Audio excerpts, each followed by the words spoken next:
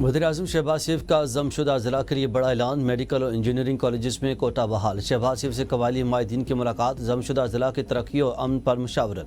मौलाना फजल रहमान भी शरीक। वज़ीर-ए-आज़म ने कहा कि कबाइल ने हमेशा पाकिस्तान की सलामती और अमन के लिए बेपनाह कुर्बानियाँ दी हैं। जमशुदा ज़िला में अमन अमान का क़याम हुकूमत की अवरीन तरजीह है। पाकिस्तान को अमन का गहवारा बनाने के लिए तमाम मकातब फ़िक्र के अकाबरीन को मिलकर अपना किरदार अदा करना होगा। वज़ीर-ए-आज़म ने जमशुदा ज़िला के मसाइल से मुतालिक कायम कमेटी में कबायली माहिदीन को भी नुमाइंदगी देने की हिदायत कर दी। वज़ीर-ए-आज़म शहबाज शरीफ से JUI सरबराह मौलाना फजल रहमान की भी मुलाकात। मुल्क की सियासी सूरत हाल और हालिया कानून साजी पर तहफ़्फ़ुज़ात ज़ेर बहस आए। वज़ीर-ए-आज़म ने मौलाना फजल रहमान को अफ़वाह मुत्तफ़ीन से मामलात के हल की यकीन दहानी कराई।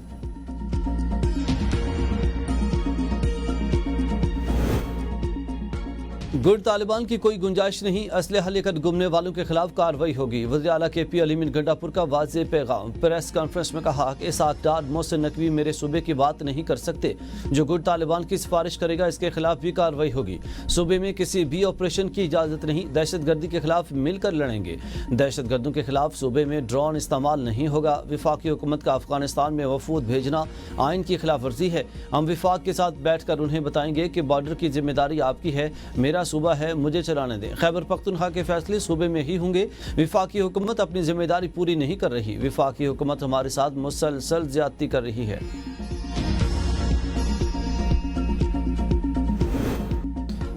दहशतगर्दों के खिलाफ तमाम वसाइल इस्तेमाल होंगे। वज़ीर दाखिला मोहसिन नकवी का वज़ीर आला अलीमीन गंडापुर को दो टोक जवाब। सोशल मीडिया प्लेटफॉर्म X पर अलीमीन गंडापुर के दहशतगर्दों के खिलाफ सूबे में ड्रोन इस्तेमाल से रोकने की बात पर रद्द-ए-अमल देते हुए कहा, एक अहम सूबाई ओहदेदार DI खान में तालिबान को हर माह कितने पैसे देता है। अलीमीन गंडापुर का कहना था कि किसी सूबे में किसी ऑपरेशन की इजाज़त नहीं दी जाएगी, ड्रोन इस्तेमाल की इजाज़त नहीं देंगे। तहरीक इंसाफ के खिलाफ घेरा तंग। 9 मई के मुकदमात में सजा याफ्ता अरकान पार्लियामेंट की नशिस्तों पर ज़िमनी इलेक्शन होगा। इलेक्शन कमीशन अरकान को डी-नोटिफाई करेगा। ज़राए के मुताबिक पहले मरहले में सजा याफ्ता MNAs और MPs की नशिस्तें खाली करार दी जाएंगी। नशिस्तें खाली होते ही इलेक्शन शेड्यूल जारी किया जाएगा। इलेक्शन कमीशन में अहम मुशावरत में फौरी इंतखाबात पर भी इत्तेफाक किया गया। ज़िमनी इंतखाब का अमल चंद दिनों में शुरू होने का इम्कान। 9 मई मुकदमात में जिन अरकान को सजाएं सुनाई गई इनमें opposition leader Punjab assembly Malik Ahmad Bhachar, Mahmood Rashid, Ahmad Chattha, Ejaz Chaudhary समेत 36 कारकुनान को सजा सुनाई गई। इनमें 175 की नशिस्त जमशेद दस्ती की नाअहली की वजह से खाली हुई थी। इन 175 में ज़िमनी इंतखाब 10 सितंबर को होंगे। कौमी असम्बली में अपोजिशन लीडर उमर अयूब, असद कैसर, जरताज गुल, आमिर डोगर, जैन हुसैन कुरैशी, अली अफजल शाही में खिलाफ मुकदमात ज़ेर समात हैं। तहरीक इंसाफ के रहनुमाओं ने ये फैसले आला अदालतों में चैलेंज करने का ऐलान किया। 9 मई मुकदमात में झूठी सजाएं दी गई। सजाओं से ना PTI के लीडर घबराए हैं ना घबराएंगे। PTI रहनुमा का रद्द-ए-अमल। चेयरमैन तहरीक इंसाफ बैरिस्टर गौहर कहते हैं, अब हमारी तवज्जो तहरीक पर है। बानी PTI के लिए तहरीक चलाएंगे। 5 अगस्त की तहरीक की कॉल बानी ने दी है। बानी PTI आइन की बालादस्ती, अदलिया की आज़ादी चाहते हैं। शेर अफजल मरवत ने बानी की फैमिली के लिए जो कहा वो गलत है। तीनों बहनें अपने भाई के लिए आवाज़ उठाती हैं। हमने डायलॉग भी किए लेकिन इसका कोई नतीजा नहीं निकला। सेक्रेटरी जनरल PTI सलमान अकरम राजा ने कहा, जुल्म के खिलाफ हर सूरत आवाज उठाएंगे। अवाम तैयार हो जाए। मुल्क डंडे के जोर पर नहीं चलाया जा सकता। इस मुल्क को दुरुस्त समत में लेकर जाना है। सरदार लतीफ खोसा कहते हैं, मुल्क में जुल्म और ज्यादती का निज़ाम चल रहा। PTI रहनुमा को सियासी सजाएं सुनाई गई हैं। 9 मई के मुकदमात में तमाम गवाहान से झूठी गवाही ली गई।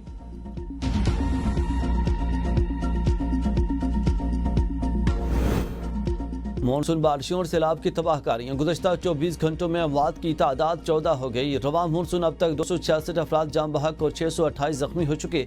NDMA की जारी आदाद शुमार के मुताबिक सबसे ज़्यादा हलाकतें 5 पंजाब में हुई, 3 गिलगित बल्तिस्तान और 2 हलाकतें इस्लामाबाद में हुई। मुल्क भर में बारिशों और सैलाब से मुख्तलिफ वाक़यात में 17 लोग जख्मी हुए हैं। तबाहकुन बारिशों में 18 किलोमीटर सड़क, 12 पुलों को नुकसान पहुँचा और 366 मवेशी भी जान से गए। गिलगित बल्तिस्तान में क़यामत खेज़ बारिशें तबाही की नई दास्तान रकम। थक, न्याट, बटुगा, कुनर और थोर आफतज़दा इलाका करार। 100 से ज़ायद घर तबाह, 6 अफराद जाम बहक। बाबूसर टॉप पर रेले में बह जाने वाले कई सयाह ताहाल लापता। इमदादी कार्रवाइयाँ तेज़। शाहराह बाबूसर से एक खाली गाड़ी निकाली गई। अब भी कई गाड़ियाँ सैलाबी रेले में मौजूद। शाहराह रेशम ट्रैफिक के लिए खोल दी गई। अब तक 6 जख्मियों को रेस्क्यू करके तिबी इमदाद दी गई। पाक फौज और गिलगित बल्तिस्तान स्काउट्स भी रेस्क्यू ऑपरेशन में शरीक। 300 से ज़ायद फंसे हुए सयाहों को गिलगित, सकरदो और जिलास मुंतकिल किया जा चुका है। बाकी मुसाफिरों को शाहरा रेशम या C-130 के जरिए रवाना किया जा रहा है। रेस्क्यू हुकाम का कहना है कि अब तक 7 लाशें निकाली गई हैं। लापता अफराद की तलाश जारी है। वज़ीर आज़म ने तमाम 14 जिला की इंतजामिया को इमदादी कार्रवाइयाँ तेज करने की हिदायत की। सेनेट के 9 मुल्तहब 12 अरकान में से 8 ने हल्फ उठा लिया। सेनेट तलहा महमूद, रोबीना खालिद, नियाज अहमद, फैसल जावेद, नूर हक कादरी, मिर्जा मोहम्मद आफरीदी, दिलावर खान और अताउल्लाह दरवेश ने सेनेट रुकनीत का हल्फ उठाया। चेयरमैन सेनेट यूसुफ रजा गिलानी ने अरकान से हल्फ लिया। मुराद सईद, आजम सवाती और रोबीना नाज ने अब तक हल्फ नहीं उठाया। 9 मुल्तहब सेनेटर्स की मुद्दत अप्रैल 2030 को ख़त्म होगी। 22 घंटे से मुझे जेल के कमरे सेल में रखा जा रहा है। मुझे किताबें नहीं दी जा रही, अखबार नहीं दिया जा रहा, मुझे टीवी नहीं देखने दे रहे। हर किस्म का human rights abuse. Superintendent Adiala jail ने बानी पीटीआई को बहुत ज़्यादा तकलीफें दी हैं। अलीमा खान की मीडिया से गुफ्तगू, कहा बेटों की बानी से मुलाकात की इजाज़त के लिए अदालत से रुजू कर रहे हैं ताकि बहाना न रहे। पाकिस्तान तहरीक इंसाफ के बानी के बेटे सलमान और कासिम जल्द पाकिस्तान आ रहे हैं। बेटों के वालिद से मुलाकात के लिए इस्लामाबाद हाई कोर्ट में दरख्वास्त दायर करेंगे। यह मुलाकात इनका आईनी हक है, कोई कानूनी रुकावट बर्दाश्त नहीं की जाएगी। जब तक बानी पीटीआई को रिहाई नहीं मिलती हम खड़े रहेंगे। तो शाहाना केस नाजायज़ है।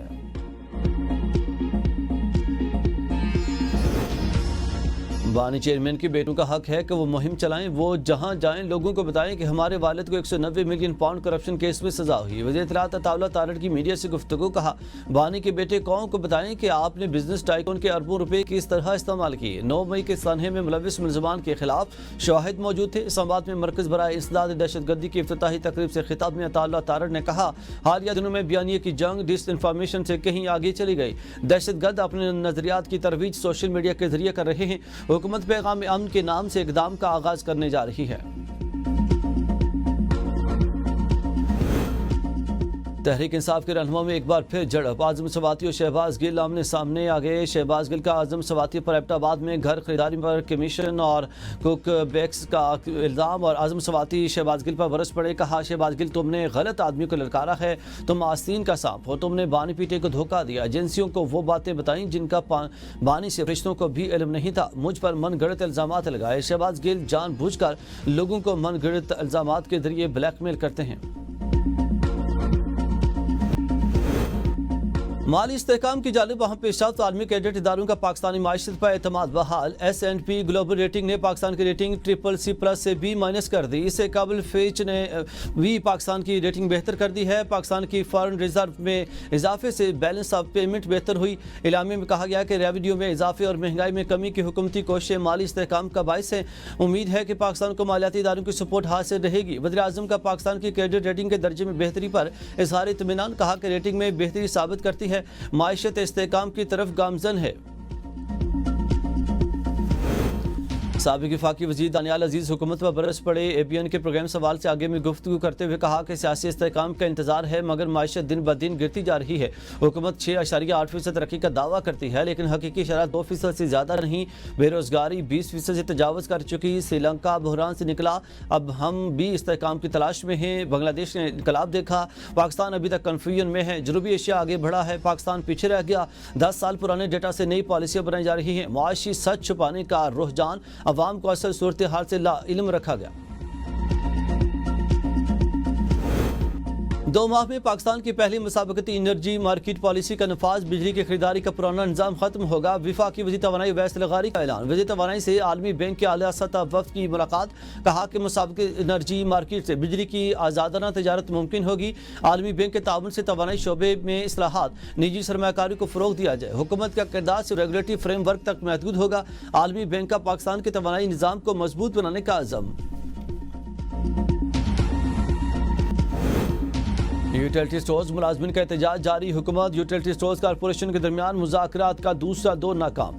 यूटिलिटी स्टोर्स मुलाजमिन का डी चौक की तरफ पेशकदमी का ऐलान। यूटिलिटी स्टोर्स मुलाजमिन की हुकूमत से 29 अरब रुपये मांग रखे हैं। वजारत खजाना ने इब्तदाई पैकेज पर एतराज़ कर दिया। वजारत खजाना के मुताबिक डेली वेजेस मुलाजमिन किसी पैकेज में नहीं आते। लाहौर में मुनशियात बरामदगी केस में नए इंकशाफात। पुलिस ने 26 मई को लाहौर में एक कार से 2 किलो आइस और 2 किलो हेरोइन बरामद की थी। नौशहरा के रिहायशी मुलजिम हबीबुर रहमान को मौके पर गिरफ्तार किया। तफ्तीश के दौरान मुलजिम हबीब ने अपने साथियों के नाम पुलिस को बता दिए। जराये के मुताबिक मुलजिम हबीब ने साथियों के नाम आसिफ रियाज और साकिब रियाज बताए। ये दोनों अफराद आज़ाद कश्मीर में ताजुनात एक अहम ब्यूरोक्रेट के करीबी अजीज हैं।